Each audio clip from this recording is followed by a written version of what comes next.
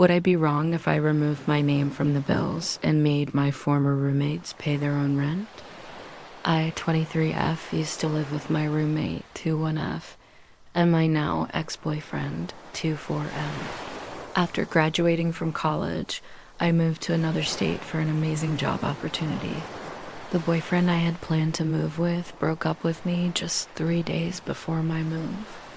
I knew he wasn't feeling excited about it, and I was anxious too, but I didn't show it. He was dealing with his own emotions, and at that point in the relationship, I didn't feel safe opening up to him without being judged. Anyway, moving on to my former roommate, she's still someone I trust and can share everything with.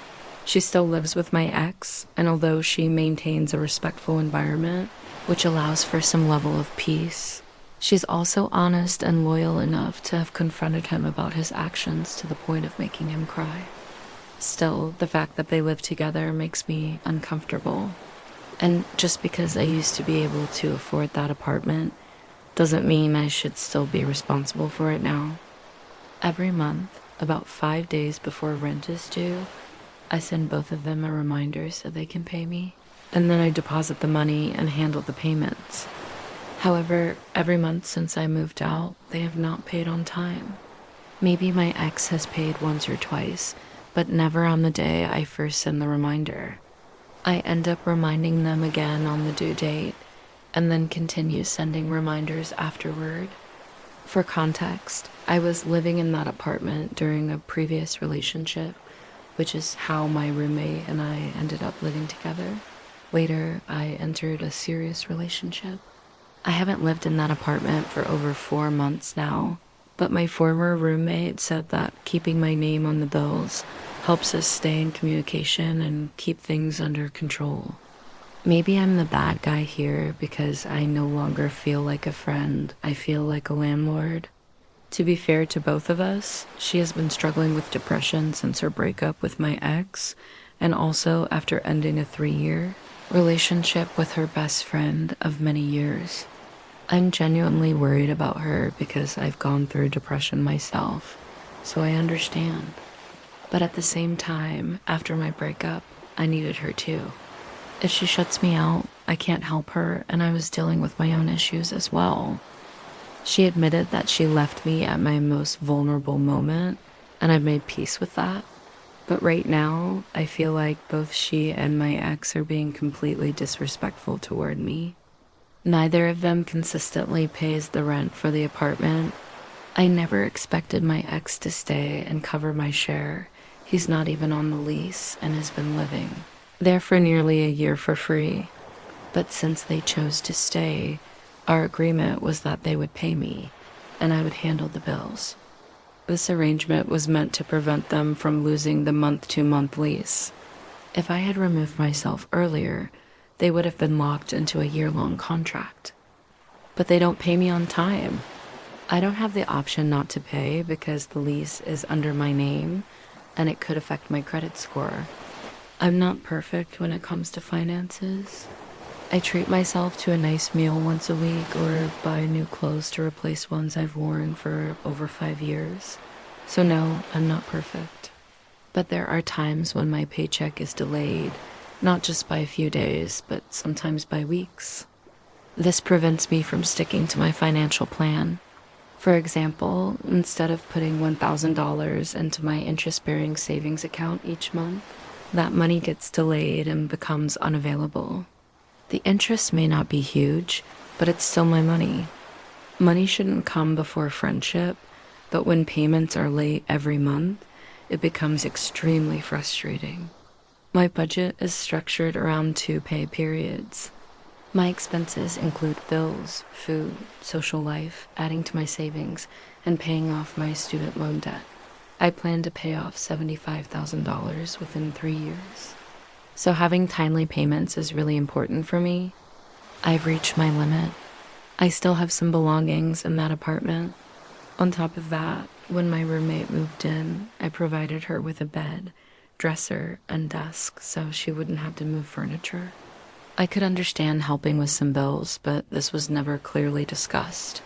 I even tried to sell my dining table, but couldn't because they wanted to use it after I moved out. So now I'm thinking maybe it's time to transfer the bills into my former roommate's name. She's also on a lease, so she can do it. That way I can remove myself without trying to put them in a difficult situation. Would I be wrong to take my name off the bills and ask her to either put them in her name or handle the payments herself? I'd be happy to help with the setup, but I'm honestly exhausted from carrying all the responsibility. No, I mentioned the lease in the title, but I actually meant the bills. Still, should I be concerned about possible legal trouble since my ex is living there? If you enjoy real-life stories like this, don't forget to subscribe to the channel and leave a like. More videos are on the way. Looking at this story from a third-person, therapeutic perspective, it becomes clear that what this individual is experiencing is not just a financial disagreement, but also a situation shaped by deep emotional boundary violations and psychological burden. She had previously tried to build her relationships on trust, commitment, and shared responsibility. However, the sudden breakup, the feeling of abandonment, and the shift into carrying responsibilities alone have triggered a process that challenges her psychological resilience. One of the core underlying causes appears to be a tendency toward emotional over-responsibility. She seems to have developed a pattern of prioritizing others' needs over her own. This is often linked to earlier attachment experiences, which may have conditioned her to take on the role of the responsible one in relationships. Another key factor is difficulty with setting boundaries. In order not to hurt others, she suppresses her own needs and rights. Over time, this leads to emotional exhaustion, accumulated resentment, and a diminished sense of In terms of psychological impact, she no longer feels like a friend, but rather like a center of obligation. This shift can affect her sense of identity. She begins to recognize that she is moved from being someone who supports others to someone whose efforts are not reciprocated. This awareness often creates an internal conflict as it clashes with feelings of guilt. On one hand, she knows she is justified. On the other, she struggles with the belief that setting boundaries might be selfish. The effects on her daily life are quite significant. Financial instability, increased stress levels, disruption of long-term plans, and a loss of trust in relationships all emerge as consequences. Constantly having to remind others about payments creates a sense of loss of control, which can heighten anxiety.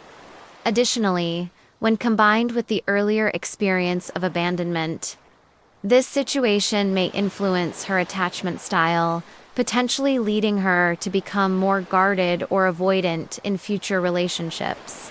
The healing process begins with awareness. For her, the most important step is recognizing that her own needs are valid and deserve priority. In psychological terms, this is known as developing healthy boundaries. She starts to understand that taking on others' responsibilities is not a virtue, but something that can be harmful in the long run. At this stage, cognitive restructuring becomes important. She begins to challenge beliefs such as saying no is selfish and replaces them with more balanced, realistic thoughts. Alongside this, it is crucial to take small but firm behavioral steps. Transferring responsibilities, communicating clearly, and creating distance when necessary are key parts of this process. Emotional healing takes time, especially when it comes to rebuilding trust and a sense of belonging. This becomes possible as she develops self-compassion, as she learns to protect her own boundaries. She gradually becomes capable of forming healthier, more respectful relationships. Ultimately, this story is not just about rent or bills. It represents a deeper internal journey related to self-worth, boundaries, and emotional balance. Situations like this can become turning points that help an individual rediscover themselves and build a stronger psychological foundation. If you don't want to miss more real-life stories analyzed in depth like this, make sure to follow and check out the other content.